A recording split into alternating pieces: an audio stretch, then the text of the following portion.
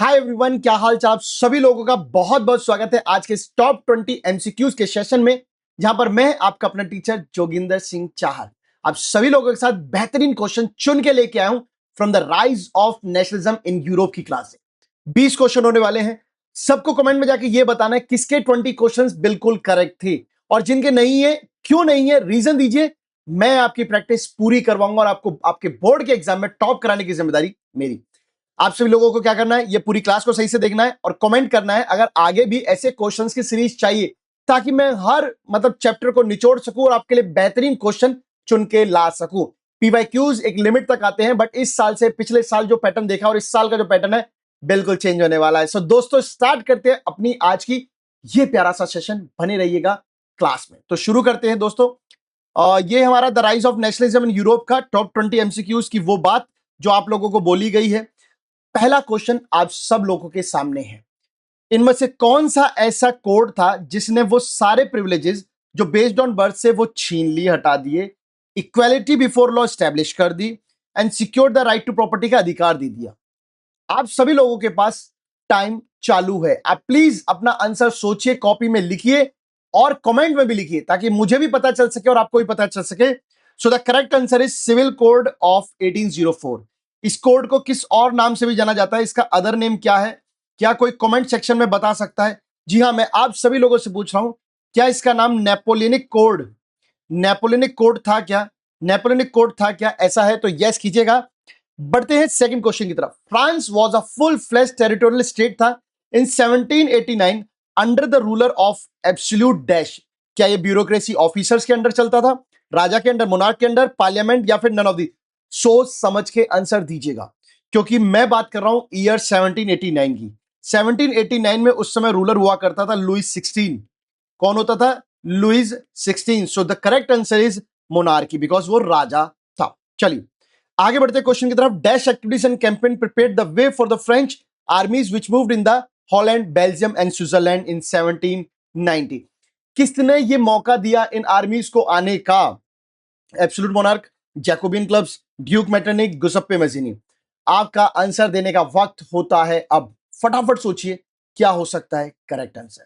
So the correct answer is Jacobian clubs, जिसमें student middle class people थे जो लोग अपने ऑर्गेनाइजेशन ग्रुप बना रहे थे, जिन्हें जैकोबियंस क्लब कहा गया। इन्हीं लोगों ने इन्विटेशन दिया था कि ये जो फ्रेंच आर्मीज हैं इनके इलाके में आए और वही करें जो फ्रांस में हुआ था।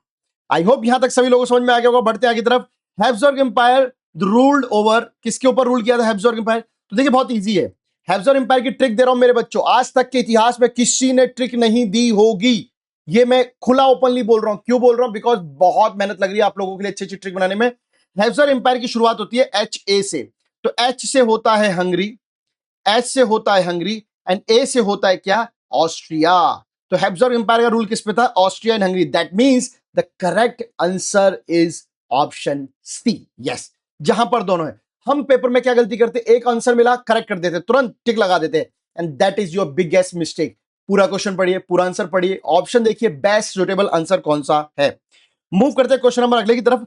Who spoke French for the purpose of diplomacy and in high society during 1790?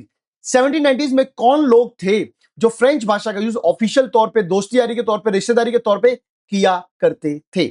Option है Jacobian clubs, landed aristocracy, Frankfurt parliament, common people. Jacobin club आप जानते हो मिडिल क्लास पीपल का, लैंडेड अरिस्टोक्रेसी बेसिकली यहां पे रिच पीपल है, and that is the correct answer option 2। I hope यहां तक सभी लोगों को समझ में आ रहा होगा, मजा आ रहा है, क्विज चल रही है। यहां तक हो चुके हैं 4-5 क्वेश्चन। कितने लोगों के अभी तक फुल मार्क्स है?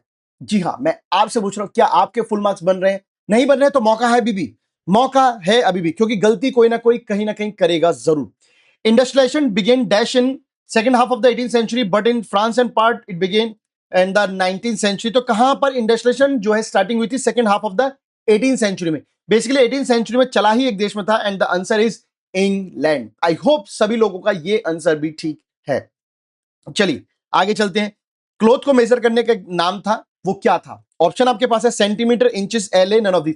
अगर किसी ने जो है नेशनलिज्म इन यूरोप को सही से पढ़ा तो उसको पता होगा कि न्यूरमबर्ग से हम जो कहीं भी आप चले जाओ, बेसिकली वहां पे तो एक नाम दे रखा है, हैब्सबर्ग दे रखा है, न्यूरमबर्ग दे रखा है, या स्विट्जरलैंड, इटली, कि जो कपड़े को मेजर करने की जो वैल्यू थी वो अलग अलग थी, बट उसके लिए एक नेम यूज किया जाता था। ऑप्शन देखते हैं, centimetre, inches, LA, none of this. So the correct answer is LA। भैया ले ले, कपड़े ले ले, LA। आगे बढ़ते हैं, एम ऑफ जोल्वरिन, जोल्वरिन एक ऑर्गेनाइजेशन थी जो किस लिए बनाई गई थी बेसिकली, तो आपको ये बताना है। फ्रेंच नेशन को इकोनॉमिकली करेक्ट करने के लिए, एक करने के लिए, यूनाइट करने के लिए, जर्मन्स को, इंग्लिश को, ऑल ऑफ दीज। तो देखिए जोल्वरिन की जो ट्रिक है वो भी मैं आप लोगों को यहां पर दे दे रहा हूं, कभी नहीं भूलोगे। ज ज ज ज ज जर्मनी, ज ज Germany. So the correct answer is German people को इकोनॉमिकली बिजनेस के तौर पे यूनाइट करने के लिए बनाई गई थी। Now the next question is, following the defeat of Napoleon in 1815, Napoleon 1815 में हार गया था, that is very very important question आता है। यूरोपियन गवर्नमेंट फिर किस बात पे, किनकी चल रही थी basically, conservatism follow, socialism, federalism, none of the, वही पुराने राजा, वही orthodox pattern. That means the correct answer is, बताने वाले हो या मैं बताऊं, बता ही दो, चलो ठीक है मैं ही बता देता हूं, ऐसा सोच रहे होंगे, कंजर्वेटिज्म। ये लोग पुराने ऑर्थोडॉक्स पैटर्न को लाना चाहते थे, बट दे वर श्योर कि बहुत ज्यादा पुराना नहीं लाते, नेपोलियन ने कुछ अच्छे काम किए जिनको हम रिटेन करते हैं। चलिए आगे बढ़ते हैं दोस्तों। In 1815, who was the representatives of the European power who had collectively defeated Napoleon? Napoleon को 1815 में कुछ लोगों ने हराया था, जिनका नाम मैंने आपको बताया था, प्रब कंट्रीज, है ना, बाप कंट्रीज, BARP, बाप कंट्रीज। क्या नाम है उनका? Britain, Russia, Prussia, all of these. तो यहां पे देखिए, बी से ब्रिटेन है, आर से रशिया है, पी से प्रूशिया है, एंड ऑल ऑफ दीज। इसमें एक ऑस्ट्रिया रह गया है जो नहीं था, कोई बात नहीं, एज पर ऑप्शन ही हमें आंसर करना होता है। चलिए आगे बढ़ते हैं दोस्तों। मैटरनिक ने किसको बोला था सोशल ऑर्डर का द मोस्ट डेंजरस एनिमी? ये बात मैंने अपने शॉर्ट में भी आप लोगों को बताई थी। Giuseppe Mazzini, Giuseppe Garibaldi, Victor Emmanuel, none of these. एक और ट्रिक देने वाला हूं, हर क्वेश्चन की ट्रिक हर क्वेश्चन का पता नहीं है, बट जिनकी बना पाया उनकी ट्रिक मैंने बना दी है। देखिए मैटरनिक का नाम एम से शुरू होता है। अब यहां पे गुजप्पे दो है, राइट, हमें गैरिबेल्डी और इसमें कंफ्यूजन होती है। विक्टर मैनुअल तो एक्चुअली किंग है, तो उसका तो नाम होगा ही नहीं। गैरिबेल्डी एंड मैजीनी में Mazzini and Metternich, M for Metternich, M for Mazzini. This is your trick, मतलब क्रिकेट नहीं है, ट्रिक है। ट्रीटी ऑफ कॉन्स्टेंटिनोपल से किस देश को जो इंडिपेंडेंट नेशन मिल गया था, इंडिपेंडेंटली वो बन गया था? चलिए आ जाइए, कोई बात नहीं। तो कॉन्स्टेंटिनोपल का जो है उसके जो बना था वो बेसिकली बना था Greece. So option third is the correct answer. I hope यहां तक सभी लोगों के फटाफट, देखिए एकदम फायर जो कहते हैं ना, वो जैसा गेम होता है एकदम धड़ा खेलते, वैसा होना चाहिए। किसने बोला था कि ट्रू जर्मन कल्चर अगर आपको देखना है तो आपको लोकल पीपल को खोजो, उनसे बातचीत करो, आपको मिल जाएगा? Wilhelm Grimm, Delacroix, Johann Gottfried Herder, Louis Philippe. Time आपके पास है, ऑप्शन आपके सामने है, टिक कीजिए, बताइए क्या है करेक्ट आंसर? गॉटफ्राइड हर्डर। ठीक है आगे चलते हैं। January 1871 the dash king William was proclaimed as German emperor in ceremony held at Versailles. कहां का जर्मन था विलियम फर्स्ट जो राजा बन गया था वेलेस पैलेस ऑफ वर्सेलिस में जो सेरेमनी हुई थी? Prussia, Italian, Ottoman, German. क्या करेक्ट आप लोगों को, क्या करेक्ट आंसर लगता है बेटा? Option 4 is correct, option Prussia is correct, Prussian king था वो बेटा। आगे चलते हैं। चीफ मिनिस्टर कैवूर जिसने पूरा यूनिटी मतलब की इटली की, वो, ये तो चला गया, ये तो आंसर ही बोल दिया मैंने, आंसर ही बोल दिया, आंसर ही निकल गया, ऑब्वियसली इटली। चलो ये मेरा सबसे टफ क्वेश्चन था इसलिए मैंने आंसर किया, बाकी वैसे इजी आप लोग कर देना। इन 1861 dash was proclaimed king of United Italy. 1861 में कौन किंगडम ऑफ इटली को संभाल रहा था, किंग बना था?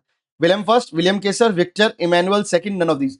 ऑप्शन आप सभी के सामने, टाइम आपके पास है, घड़ी आपके हाथ में, उठाना भी मत, चुपचाप उंगली रख के इसे आंसर कर दो, विक्टर इमैनुअल सेकंड। आगे चलते हैं। एक्ट ऑफ 1707 से किसके बीच में हुआ था? पहले तो बहुत सिंपल है, देखो क्वेश्चंस को ज्यादा पढ़ने में टाइम नहीं लगाते, बहुत अच्छे तरीके से पढ़ाई करोगे ऐसे याद होता है। Act of 1707, England and between Scotland. आगे देखते हैं देश का पूछा, क्या पूछा है? That means Scotland, option second is correct. इस तरीके से पढ़ाई करो कि मतलब सामने वाले टीचर को भी खौफ हो जाए कि यार मतलब क्या पढ़ता है लड़का, वाह। 1833 मजीनी को कौन मिला जिसने यंग इटली मूवमेंट ज्वाइन किया एंड जो क्रांति थी, अपराइजिंग थी पिडमॉन्ट इटली नीचे इलाकों में, वहां पे क्रांति की? गुजप्पे गैरिबल्डी, ड्यूक मैटरनिक, विक्टर मैनुअल, या फिर नन ऑफ दीज। तो देखिए मजीनी और गैरिबल्डी की दोस्ती बनी थी, जैसे एमजी गाड़ी है तो ऐसे याद कर लो एमजी। मैटरनिक मतलब मैटरनिक नहीं, मजीनी और गैरिबल्डी दोनों एक हो गए थे, तो आप यहां पे कर सकते हो Giuseppe Garibaldi. Next question is, in France a popular Christian name which underline the idea of people nation. France में पीपल नेशन की इमेज कौन थी? जर्मेनिया, ब्रिटेनिया, मैरियन, भारत माता। बहुत सिंपल है, जर्मेनिया जर्मनी की, ब्रिटेनिया ब्रिटेन की, मैरियन भाई साहब फ्रांस की। बस इतने टफ क्वेश्चन लेके आऊंगा तो भाई साहब मैं ही आंसर करूंगा और कौन करेगा? Now the last and the most important question, जो ओक का क्राउन उसने पहन रखा था, किसने पहन रखा था? सबसे पहले तो नेम बताना है, जर्मेनिया या मैरियन ने। वो किस चीज के लिए स्टैंड करता है, क्यों पहना जाता है? आजादी के लिए, लड़ने के लिए, हीरोइज्म की फीलिंग के लिए, beginning of new era. Question आपके सामने, ऑप्शन आपके सामने, टाइम आपके सामने, फटाफट से आंसर कर दो। लास्ट क्वेश्चन है, जिसने आंसर किया उसके सारे आंसर ठीक मान लूंगा। चलो, सो the correct answer is heroism and this is your last question. So thank you so much, thank you so much guys, बहुत बहुत धन्यवाद। बताना है किसके कितने मार्क्स आए, किसके कितने क्वेश्चन सही थे, आप लोगों का इंतजार रहेगा। एंड प्लीज कमेंट कर दीजिए, अपने दोस्तों को शेयर कर दीजिए, क्योंकि जिनको प्रैक्टिस करनी है उनको अच्छा लगेगा, उनकी मदद होगी, मेरे को भी अच्छा लगेगा। कमेंट में करके बताओ कि अगर ऐसे और क्वेश्चन चाहिए, इफ यू नीड और मोर क्वेश्चंस, तो मैं और लेके आता हूं और पढ़ाई करते हैं। मिलते हैं अगली क्लास में, तब तक के लिए see you, good night, take care, bye bye. मुस्कुराते रहो, पढ़ते रहो, एंजॉय करते रहो। See you guys.